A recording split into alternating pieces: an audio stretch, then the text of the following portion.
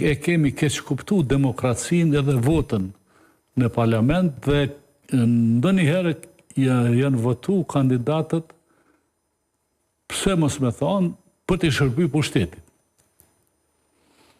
Tani kjo e ka sjell një debat të panevojshëm nashta. Dhe për me ndryshu dihet se duhet me pas 2/3 edhe të pakicave dhe të komunitetit të shqiptarëve. Po kjo për me ndryshu për të mirën, po besoj që bëhet me qëllim që mos me marr puna me pas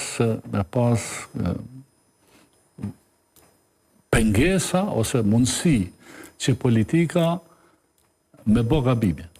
Pra, Zaliti, po ju pyes personalisht, apo kontestoni, le të themi, besimin në vendim gjyqtarëve? Jo, besimin te gjykata kushtetuese nuk ka drejt kërkush ta kontestoj. Zhurma është e lejueshme në politikë, por në demokraci, po them, në vendet perëndimore në cilat besojmë ne dhe me cilat jemi të orientuar me qenë bashkë dhe me punu njësoj si ata, nuk kontestuat vendimi i gjykatës kushtetuese. Mundet mas 50 vjetë dikush me thonë që kemi bërë që të hile, por vendimi nuk duhet mu kontestu. Por edhe gjykata kushtetuese duhet të jetë e saktë. Dhe a ishte saktë sipas jush kësaj radhe? Po. Kishte dilema Zaliti në atë se tek ndarja votimit, tek komunitetet, pra e lanë fuqi. Komunitetet i kemi votu gjithmonë 2 bashkë, edhe do duhet me u votu 2 bashkë.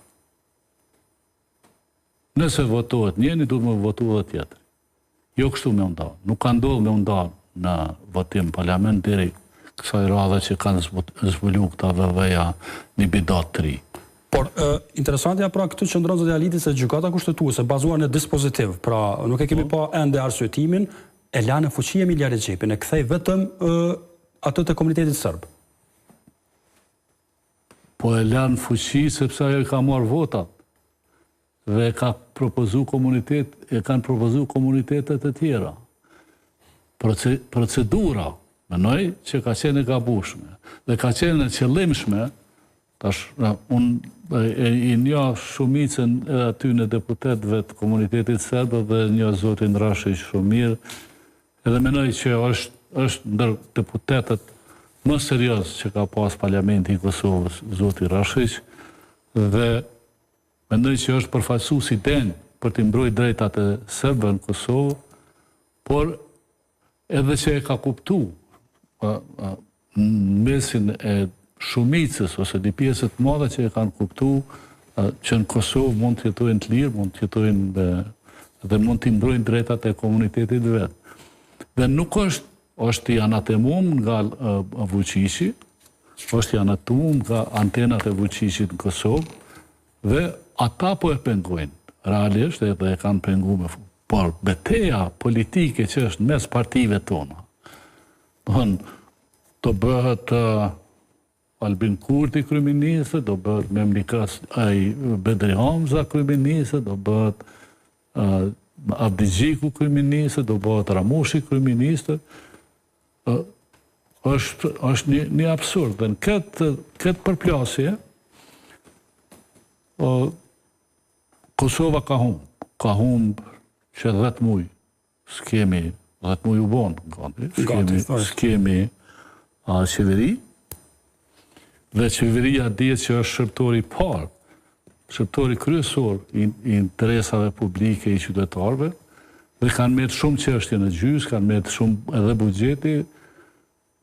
Në qoftë se fillojnë tani të analizojmë të metat edhe të arriturat e kësaj qeverie që ka qenë, edhe po vazhdon që të jetë në detyrë, ka shumë për të folë. Megjithatë, unë mendoj që partitë politike duhet ulen patjetër, edhe vetëvendosje, duhet po mendoj ta merr iniciativën